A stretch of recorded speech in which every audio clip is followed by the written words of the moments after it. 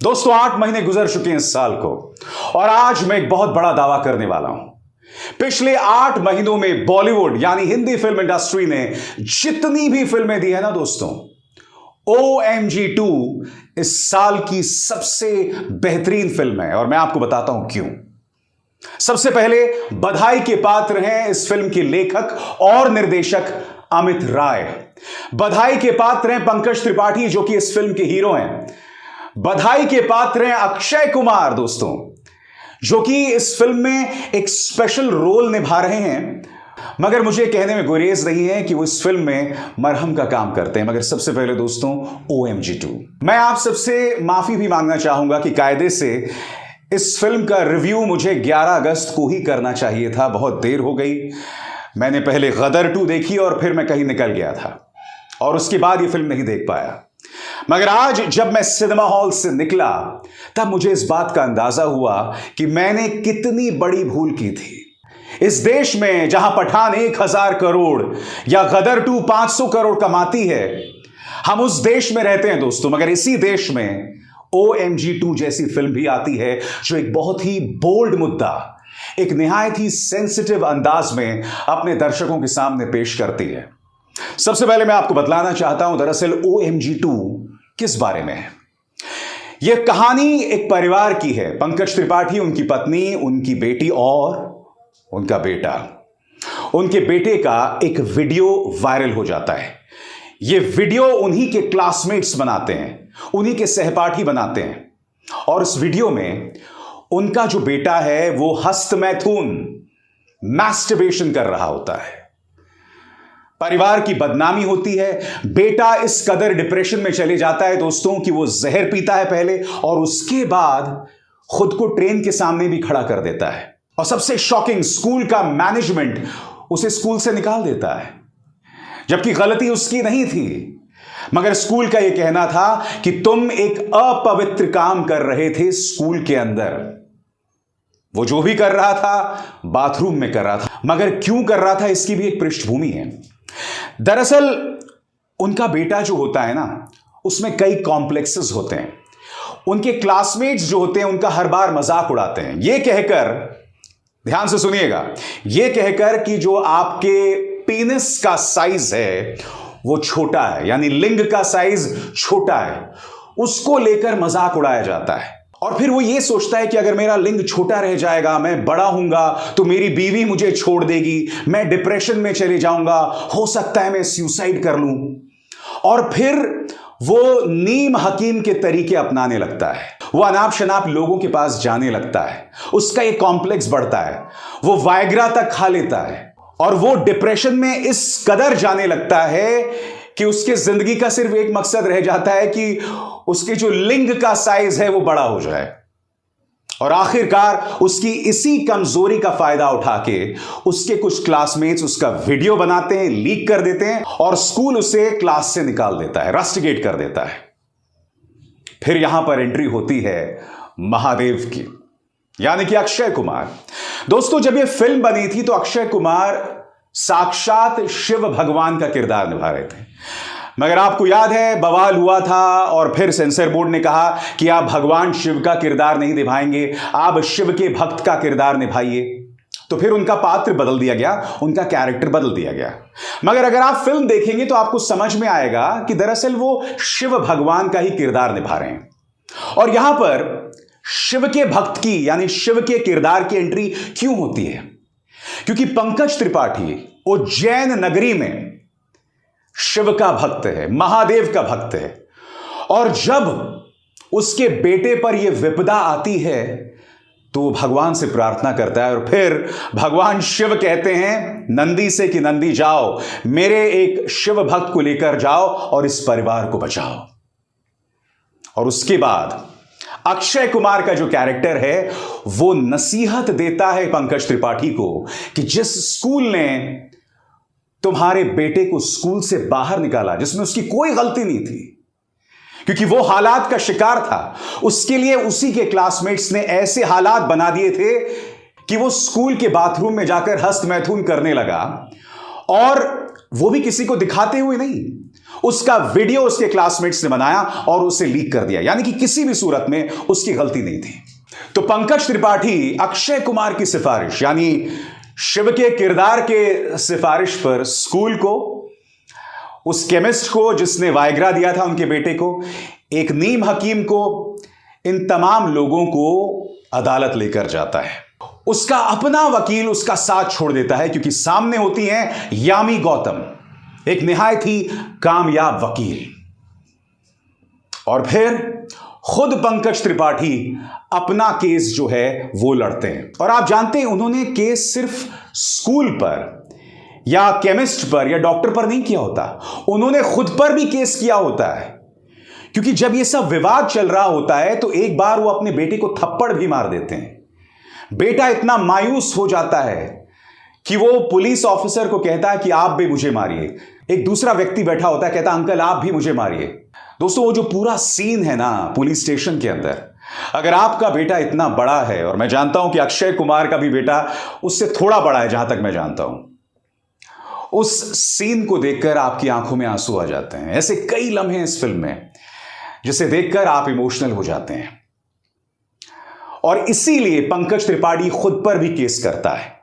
जज के सामने केस आता है तो पहले तो जज इसे डिसमिस करना चाहते हैं, मगर जैसे जैसे पंकज त्रिपाठी अपनी दलील पेश करते हैं फिल्म की तासीर बदल जाती है। इस फिल्म में बहस शुरू होती है कि क्या इस देश के लिए सेक्स एजुकेशन जरूरी है और स्कूलों के अंदर सेक्स एजुकेशन कैसी पढ़ाई जाए। यह वो देश है जहां कामसूत्र की उत्पत्ति हुई थी, कामसूत्र का सृजन हुआ था। हमारे वेद पुराणों में, हमारे धर्म ग्रंथों में बाकायदा यौन शिक्षा के बारे में जानकारी है। इस फिल्म में कहा गया है कि अंग्रेज आए और उन्होंने उन तमाम चीजों को तहस नहस कर दिया, क्योंकि अंग्रेजों का मकसद था एक देश के आत्मसम्मान को खत्म करना।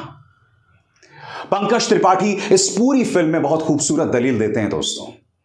वो ये कहते हैं कि जो लोग धर्म का नाम लेकर यौन शिक्षा का विरोध करते हैं या सेक्स से जुड़े मुद्दों का विरोध करते हैं, वो ये भूल जाते हैं कि इन तमाम चीजों की जानकारी हमारे हिंदू धर्म में सालों से रही है। वो जिक्र करते हैं 2200 साल पहले पंचतंत्र का, और उस पंचतंत्र में भी कामशास्त्र का जिक्र होता है। कहने का अर्थ क्या है दोस्तों? कहने का अर्थ यह है कि जो लोग मजहब के नाम पर, जो लोग हिंदू धर्म के नाम पर उदारवाद का, खुली सोच का विरोध कर रहे हैं, दरअसल वो कहीं ना कहीं अपने ही धर्म का विरोध कर रहे हैं, क्योंकि ये तमाम चीजें हमारे धर्म में कूट कूट कर भरी हुई हैं। ये खूबसूरत शिक्षा हमारे धर्म में बनी हुई है, इसीलिए तो हमारा भारत इतना महान है। इसीलिए तो हमारा भारत सर्वधर्म संभाव वसुधैव कुटुंबकम में विश्वास करता है, यानी कि सभी धर्मों के प्रति समान सोच और पूरी दुनिया मेरा परिवार है। इन तमाम चीजों को बहुत ही खूबसूरती से बताया गया है। दोस्तों मैं आपको एक सीन बतलाना चाहता हूं। दरअसल यामी गौतम वकील होती हैं स्कूल की तरफ से, और वो ये कहती है कि हमने इस लड़के को इसलिए निकाला क्योंकि वो अश्लील था। और अपनी बात को मजबूती से रखने के लिए वो ये कहती हैं कि हमारे स्कूल में एक सेक्स वर्कर का बेटा भी पढ़ता है, उस सेक्स वर्कर को भी बुलाया जाता है अदालत में। और मैं आपको बतलाना चाहता हूं, जो सवाल जवाब उनके और पंकज त्रिपाठी के बीच में होते हैं ना, उसे देखने के बाद आपकी आंखें नम हो जाती हैं। पंकज त्रिपाठी उन्हें कामसूत्रा के 2 पोजेस दिखाकर कहते हैं कि आपको यह करना आता है, तो यामी गौतम अचानक उठती हैं कि आप इस तरह से एक औरत की तौहीन कैसे कर सकते हैं। मगर वो फिर भी पूछते हैं तो वो कहती हां, कामसूत्रा के ये पोज मुझे करने आते हैं। तो पंकज त्रिपाठी कहता है क्यों? वो सेक्स वर्कर कहती है क्योंकि मेरे कस्टमर्स इसकी मांग करते हैं। वो आगे और पूछते हैं कि आपके साथ वक्त बिताकर क्या आपके कस्टमर्स को मजा आता है? तो वो कहती हां, आता होगा मजा। और फिर जो अगला सवाल होता है ना, वो बहुत अहम होता है। वो ये पूछते हैं कि अपने कस्टमर्स के साथ वक्त बिताकर या सेक्स करके आपको अच्छा लगता है? तब वो झुंझला कर कहती हैं कि मेरे कुछ कस्टमर्स मुझे नोचते हैं, कुछ मुझे मारते हैं, कुछ तो मेरे सामने रोने लगते हैं, तो मुझे क्या मजा आएगा? तो यहां पर पंकज त्रिपाठी कहते हैं कि अगर स्कूलों में सेक्स एजुकेशन होता, सेक्स के बारे में ढंग से पढ़ाया गया होता, तो ये तमाम लोग एक सेक्स वर्कर के पास नहीं जाते, और अगर जाते भी तो उनके साथ इस तरह की बदतमीजी नहीं करते।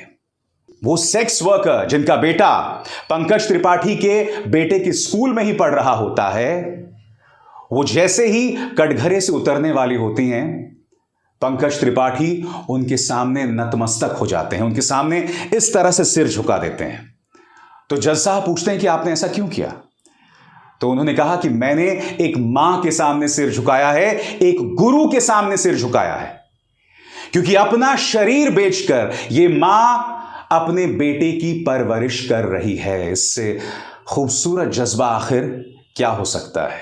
इसी तरह से इस फिल्म में कई खूबसूरत लम्हे बिखरे हुए हैं दोस्तों। कॉमेडी भी है। इनफैक्ट सेक्स एजुकेशन पर कॉमेडी होने के बावजूद आपको यह फिल्म कहीं भी इंडिसेंट और वल्गर नहीं लगती। मसलन एक सीन है इस फिल्म में, यामी गौतम उनकी पत्नी और बेटी को कटघरे में बुलाती हैं और पत्नी को कटघरे में रखकर यह सवाल पूछती हैं कि आपकी अपने पति के साथ पहली रात कैसे गुजरी थी। सबसे पहले तो उनकी पत्नी जो है वो हंसने लगती हैं, लगातार हंसने लगती हैं। वो ये कहती हैं, कहां तो तुम अपने स्कूल की बात कर रहे थे, ये तो तुम्हारी पहली रात लेके सामने आ गए।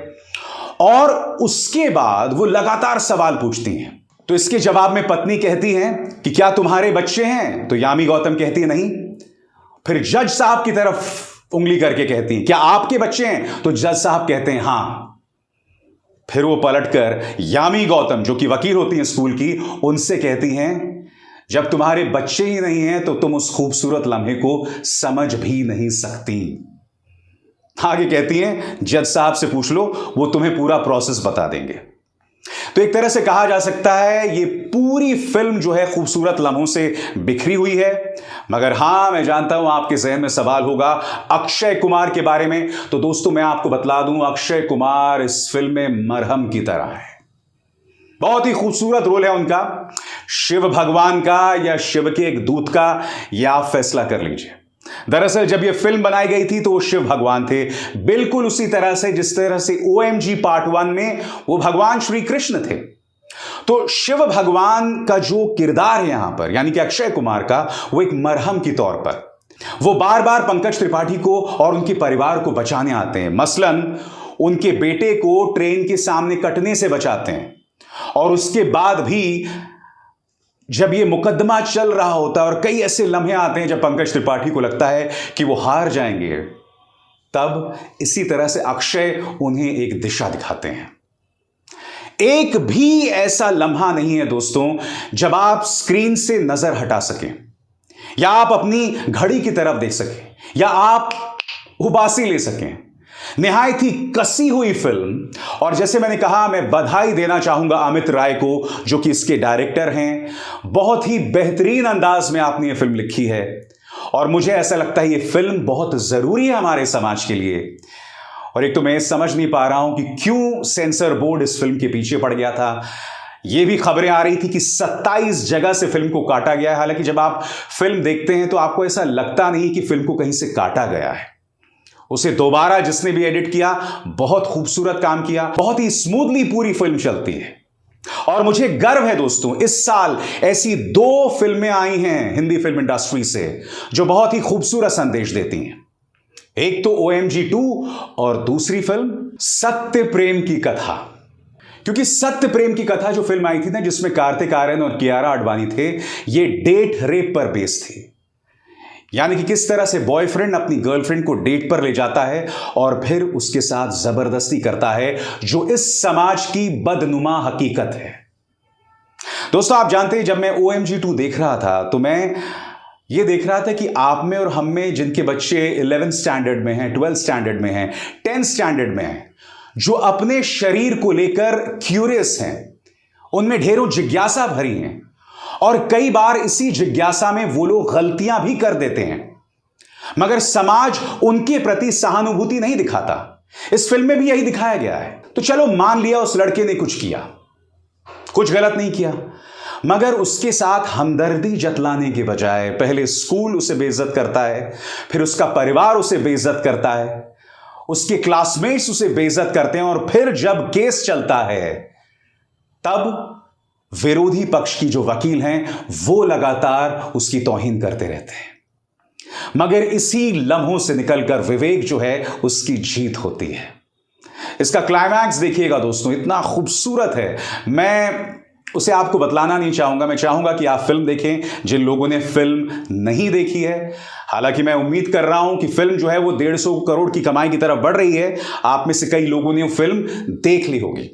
एक बार फिर आई एम सॉरी, इतने दिनों बाद मैं इसका रिव्यू आपके सामने पेश कर रहा हूं। कायदे से इसे 11 अगस्त को ही पेश करना था, मगर साहब क्या करें, गदर 2 की धूम थी और उसके बाद हम भी छुट्टी पे चले गए थे। अब अभिसार शर्मा को दीजिए इजाजत। नमस्कार।